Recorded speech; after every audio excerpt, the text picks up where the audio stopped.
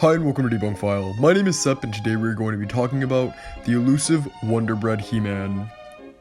Now before this video starts, make sure to follow our Instagram at DebunkFile and our Twitter at TrueGif, and make sure to definitely check out our Patreon to help support the channel at DebunkFile. Even $1 really helps. And last but not least, our Discord at DebunkFile. It's the best way to be in the community and talk with us directly. Now back to the video. And the masters of the universe.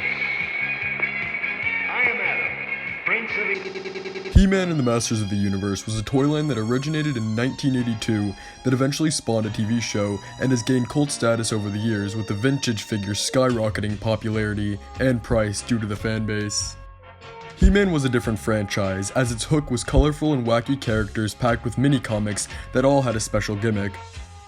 My personal favorites being Stinkor, Master of Odor, and yes, he really does stink 30 years later, Trapjaw, an evil henchman of Skeletor that had interchangeable arms and weapons, making him an awesome toy, and Faker, the evil robotic clone of Skeletor made in He-Man's image to trick the heroes of Eternia, He-Man and Friends home.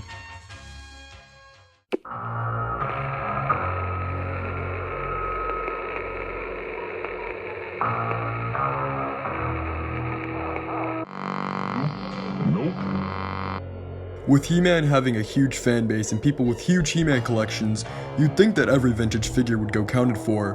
But no, there was one figure dubbed WonderBread He Man by fans and collectors.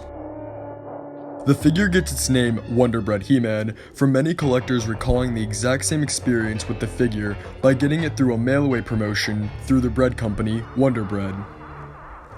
First appearing to the internet scene in the early 1990s, this He-Man figure had brown hair and wore a black armor variant worn by Zodak that came packed with the extra weapons and armor set, and he was equipped with a black axe and black sword that came with a Man-E-Faces figure promotion, where for a limited time he came with extra weapons.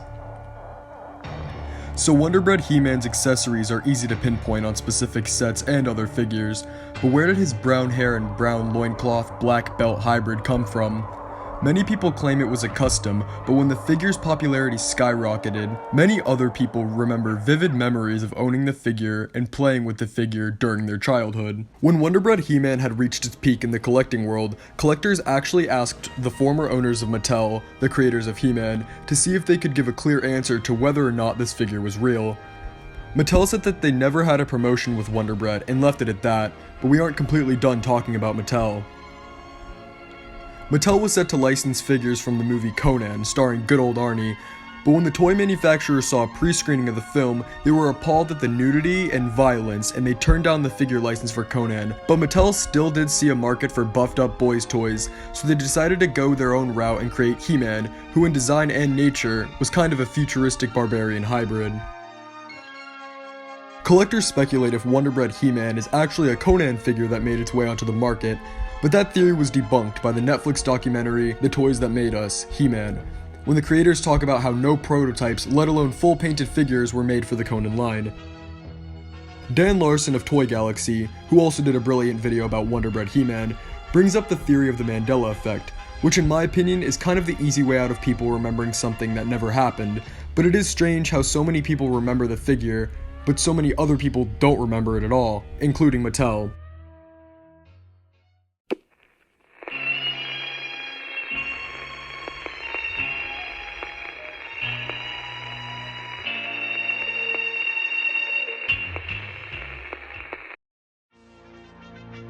In recent years, WonderBread He Man has gained cult status in the collecting world as being one of the weirdest cases of toy history ever. Even recently in the Masters of the Universe Classics line, WonderBread He Man got an upgrade, now named Wondar. He's a barbaric woodland man, and the figure even comes packaged with a little loaf of bread, a tiny nod to the original WonderBread theory.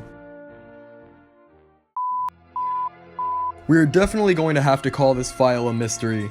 Just like in our Max Headroom video, this mystery is just too old to be debunked, with over 20 years of relevance. WonderBread He Man is one of the coolest and strangest mysteries in the toy collecting community. My name is Sep from Debunk File. As always, I'll see you next time. Bye guys.